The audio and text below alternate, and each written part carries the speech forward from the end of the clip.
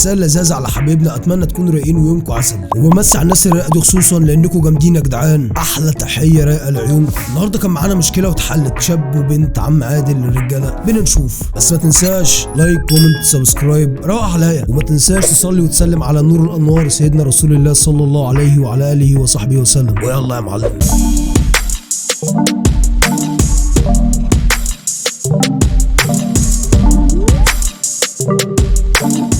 السلام عليكم. احمد او هيتو، حد يرد بالله، انا واقعه في مشكله ارجوكم ونفسي بالي يرتاح. انا نفسيتي زي الزفت، لا باكل ولا بشرب بقالي ايام كتير بسبب نفسيتي، ورحت المستشفى وعايشه في رعب والله ما عارفه اخره ايه. عشان خاطر حبيبكم النبي تردوا عليا. متاسفين على التاخير بس في مشاكل كتير بنحاول نحلها، اتفضلي. ربنا يعينكم ويقويكم يا رب. مين معايا، سلامه ولا هيتو؟ احمد سلامه معاكي. بس يا باشمهندس احمد هحاول اختصر عليك عشان عارفه مشغولياتكم، بس والله انا في رعب كبير محدش يتحمله بقالي ايام. انا معاكي، قولي مشكلتك بالتفصيل وباذن الله هنلاقي حل. ربنا يوقف لك ولاد الحلال. انا اسمي ليليان، في تانية صيدله، وكنت مرتبطه بواحد زميلي من سنه اولى. كنت بحبه جدا وهو كان بيحبني او بيقول انه بيحبني، وكان بيتمنى لي الرضا ارضى، لدرجه ان في واحده صاحبتي كلمته من ورايا عشان يرتبط بيها ومرضاش، وجا قال لي كمان، وانا قطعت علاقتي بصاحبتي دي، ورغم اني عارفه ان الارتباط واننا نخرج ونروح ونيجي من غير حاجه رسميه غلط واكبر غلط، وقلت له كده كمان، بس كان دايما يقول لي طالما احنا لبعض في الاخر ما فيهاش اي حاجه. قعدنا على الحال ده شهور، وفجاه من شهرين كل الاحوال اتبدلت من ناحيتي ومن ناحيته. من ناحيتي اني شفت حاجات كتير عرفتني ان فعلا الوضع اللي احنا فيه ده غلط وما ينفعش نتقابل اصلا كمان، ومن ناحيته ان دماغه شمال طول الوقت وعايزني يعني يتكلم في حاجات انت اكيد عارفها، وانا اغلب الوقت بعمل حاجه من الاتنين، يا اما بصده في الكلام يا اما باخد الموضوع بضحك وبهزار وبعمل نفسي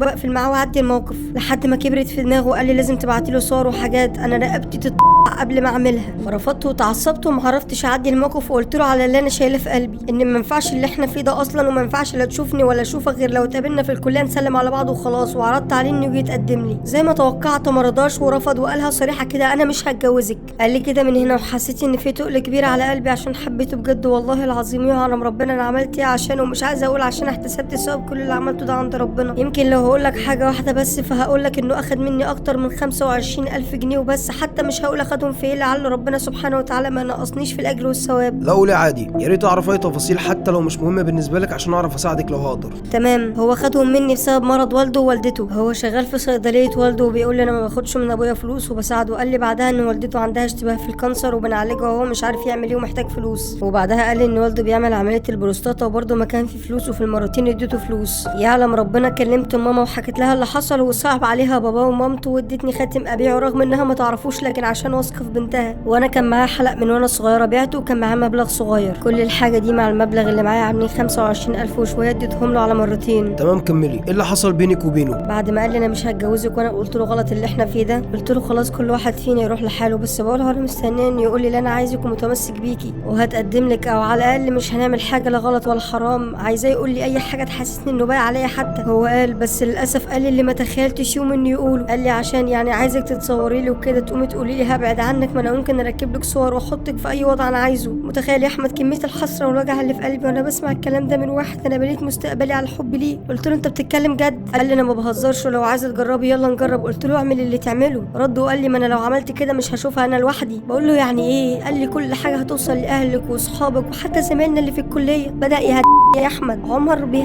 بعد كل ده اتصدمت ومليون حاجه بقيت افكر فيها. طب وحبي ليه، وازاي كذب عليا الفتره اللي فاتت دي كلها وفهمني انه بيحبني؟ طب وكل اللي عملته عشانه؟ طب والفلوس اللي خدها مني دي؟ وكأن مصايب الدنيا كلها اتحطت فوق دماغي. وفي ايهم اعظم مصيبه انه عايزني اكمل في القرف ده ويخليني انا اللي ابعت له الحاجات دي، عشان لو ما رضيتش هيركبها هو ويبعتها لكل اللي اعرفهم. وانا مش عايزه ابقى قليله في نظر حد، والله ما عملت حاجه وحشه مع حد ولا قدمت له غير كل خير. كنت عاوزه اقول لبابا بس مش عارفه ردة فعله هتبقى ايه، خصوصا انه تعبان وعنده القلب مش بيعمل حاجه في يومه غير انه قاعد في المحل. بابا عنده محل جزاره ومشويات والحمد لله حالتنا متيسره، بس مش عايزه بابا يروح مني حتى لو رقبتي، بس ما نزلش في نظره، خصوصا اني ما عملتش حاجه وحشه والله، واللي انا فيه ده دلوقتي سابه اني رفضته، بس رفضت اكون الانسانه القذره اللي هو عايزها. وحيد الله كده، لا اله الا الله. اخد منك شويه معلومات كده عنه وباذن الله احاول اعمل اللي اقدر عليه. ربنا يبارك لك يا رب ويكرمك. شوف عايز تعرف ايه عنه وانا تحت امرك. انت عارفه عنوانه صح؟ لا بس عارفه الصيدليه اللي هو شغال فيها وعارفه عنوانها. طب قولي لي اسمها وعنوانها وابعتي لي الاكونت بتاعه اي ارقام لي معاكي. شارع يمين اول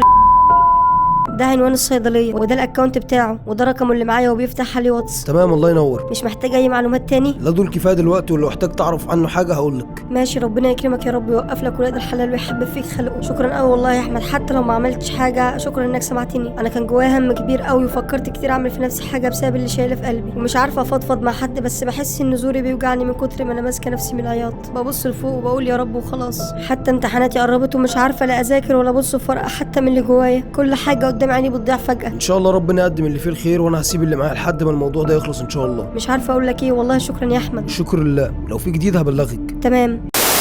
استاذ عمر، السلام عليكم. ممكن لما تفتح تكلمني؟ معاك المذيعه ريهام مسمار من جريده اليوم الثامن. اهلا وسهلا. اليوم الثامن دي مش كانت 7؟ لا ما احنا شغالين شيفت زياده يوم عنهم. المهم حضرتك منزل بوستات تعاطف مع الطفل ياسين في القضيه الاخيره، كنا عايزين نعمل مع حضرتك لقاء صحفي ونسمع فيه ارائك عن القضيه، خصوصا ان حضرتك دفعت جامد عن الطفل، واحنا عايزين نوصل لحماسك ده للشارع والبيوت. الواد الياسين ده بطل. ماشي انا معاكم في لقاء عايزينه، بس الحاجه دي يعني تتعمل كده ولا ايه؟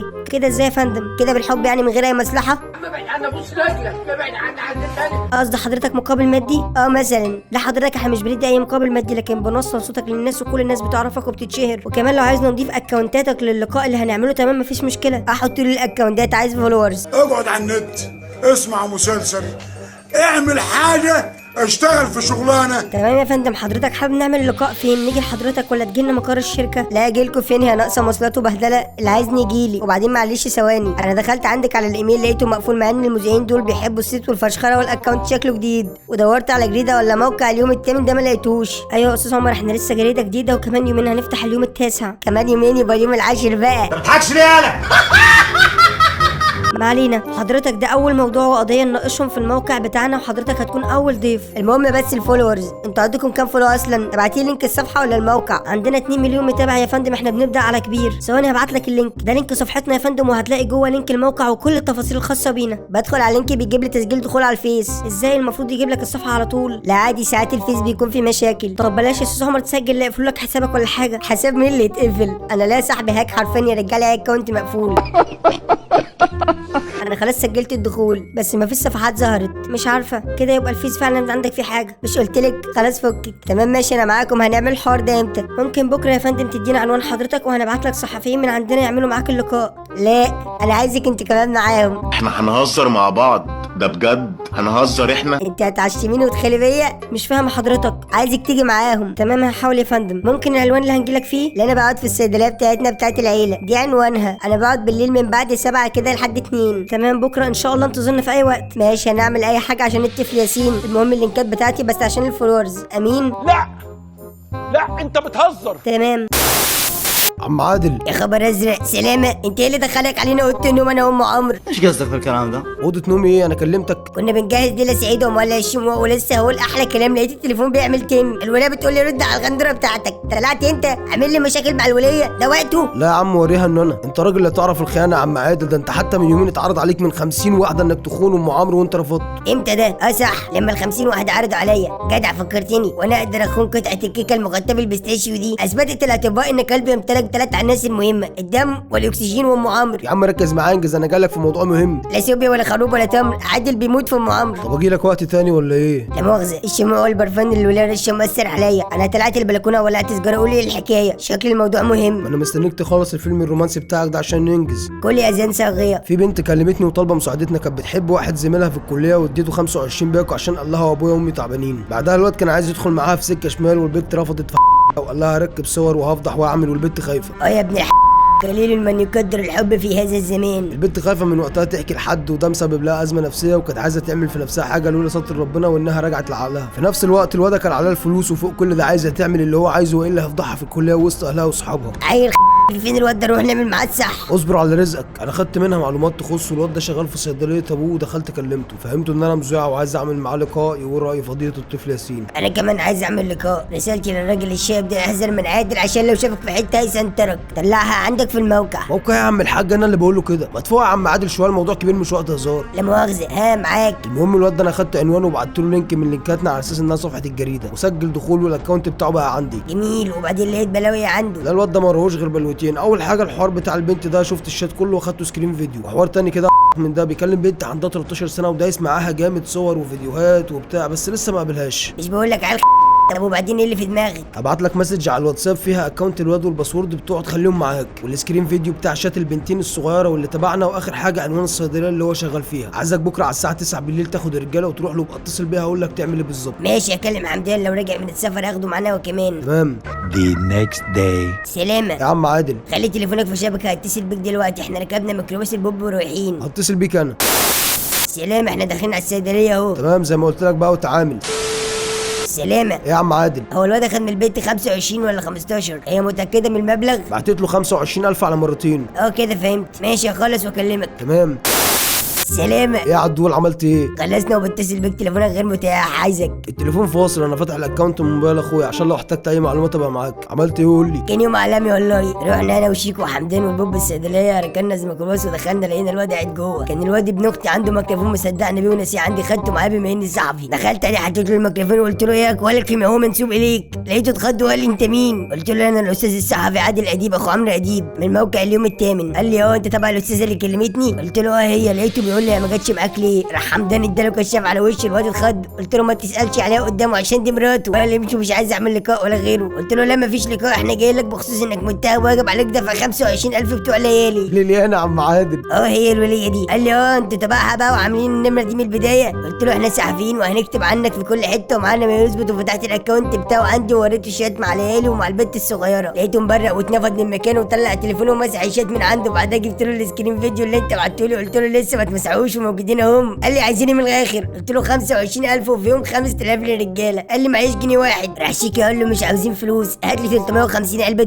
والبوب قال له هات لي 23 باكيت بامبس بيبي جوي عشان ابني اللي جاي في السكه. قال لي ينفع كده خراب بيوت؟ وبعدين قلت له الرجاله اتردت معايا انا وحمدان انا عايز 25,000 والراجل ده 5,000. قال لي والله ما معاه جنيه واحد. على دخلت راجل كبير الصيدليه كان عايز يمسك فينا تلع ابوه. راح نادى على ناس من الشارع عندهم. قلت له عايزينك في موضوع مهم واسمع مننا الاول احسن من المشاكل يا حجوج. قلت له الوضع كذا كذا وابنك ضحك على بنت زميلته في مبلغ قد كده وبيكلم عيله تانيه صغيره وماشي معاه في الحرام، وريته الفيديوهات وكل حاجه. راح ضيفنا عنده في البيت وجاب ابنه البيت وقال له حصل ولا ما حصلش. الواد اعترف بس قال له انا واخد منها 15,000 بس وورانا التحويل. عشان كده كلمتك اسالك هم 15 ولا 25. لما عرفت منك قلت له لا يا حبيبي في تحويل تاني ب 10,000 وكان باين في الشات وهي بتبعتهم لي. راح ابو من القلم وقال لي يعني بتاع كمان بتكذب وانا قاعد. عمو قام واخد منه التليفون بتاعه واداله على يمينه هو كمان. حمدان ما رضاش يسكت وراح قال للراجل ده كان واخد الفلوس من البيت بحجه ان امه عندها وانت عندك مرض في البروستاتا. الراجل سمع الكلمتين دول وسحب شومه من جنبه وقال انا عندي البروستاتا يا ابني ونزل بقى على دماغه. اخوات الواد وعمامه شالوه من عليه بالعافيه. الراجل مشكورا دخل جاب لي الفلوس من جوه وقال لي لو في اي حاجه ابني عملها تعالى قول لي وحقك هيجي لك لحد عندك. قلت له تشكر يا حاج، ما فاضلش بس غير انه ما يكلمش البت الصغيره دي واحنا كده كده هنعرف نوصلها ونقرص ودنها ما تكلمش حد تاني. قال لي اذا كان علينا ناخد منه تليفونه ومش هيعمل حاجه غير انه نركز في جامعته والصيدليه وخلاص. الراجل كان مصمم اننا نتغدى معاه بس ما كانش ينفع، البوب كانت مراته تعبانه واحنا خدناه بالعافيه وكان لازم نروح معاه عشان لو احتاج حاجه. الراجل لما عرف كده قال لنا الصيدليه بتاعتي تحت امركم، اي علاج في اي وقت خدوه ما تشغلوش دماغكم بحاجه. ربنا يشفيها ويعافيها، راجل محترم. وبس يا عم سلامه مشينا وخدنا الفلوس معايا هي، واليوم الحمد لله كان كويس. الحمد لله عدول، عاش عليك والله انت والرجاله ما شاء الله. حبيبي يا سلامه اعمل ايه في الفلوس دي؟ خلي البت تتصل بيك وتبعت لها الفلوس على الكاش.